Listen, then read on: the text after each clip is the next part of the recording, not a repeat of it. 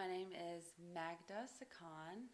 I am a Syrian American living in America, and I recently returned from 4 years in Syria where I was working as a teacher. There's not a lot of native English speakers in Syria, and specifically in Aleppo. Most of them are concentrated in Damascus. So I was offered a job at a private school teaching kindergarten. I did that for a year, and then I taught first grade for 3 years after that. I got to interact on a daily basis with what you would call the elite class of Syria. So I got an idea of how the class system really works there. It was all, for the most part, Arab students. There's a lot of mimicking of Western culture that goes on with these kids, and that was fascinating. Especially these pop culture influences that you see. They associated things that were Western with being better. Their Spider-Man t-shirts or their backpacks, they had these material things that were representative, what I thought were representative of Western culture or American culture. They really were almost obsessed with. The last time I traveled to Syria was in 1997. There was such a huge difference in just the day-to-day things and what you would call Western influence then as there was when I returned there in 2007.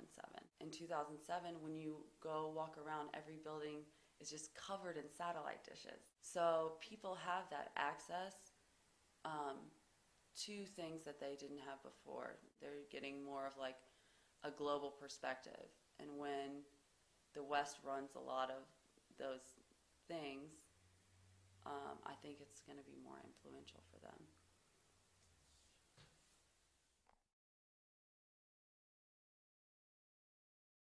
When you have such a huge event like that, where there's a lot of tragedy and a lot of loss, people are going to have extreme reactions to it. There's this fanatical Muslim side that are these terrorists that did this horrible thing, and that's what we were shown a lot of, and there's anger towards those people.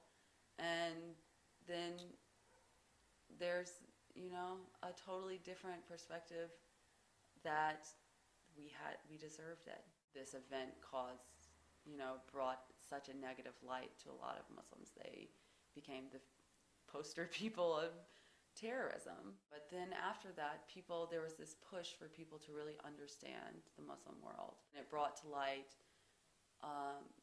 how people were mistreating Muslim people and the negative reaction, the backlash that happened against Islam after 9/11.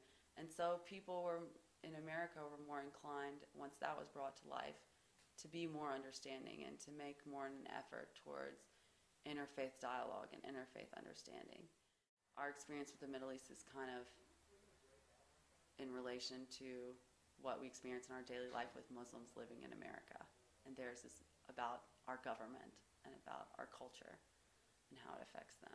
Their experience with the West affects them so much on a much greater scale than our experience with the Middle East, Iraq, Afghanistan, what goes on with Iran. I'm sure that plays a massive role in how a lot of Muslims feel about the West. Those things affect people there on a very personal level in their daily lives, whereas here our policies about our foreign policy doesn't necessarily affect most people on a daily basis. We're a very insular country.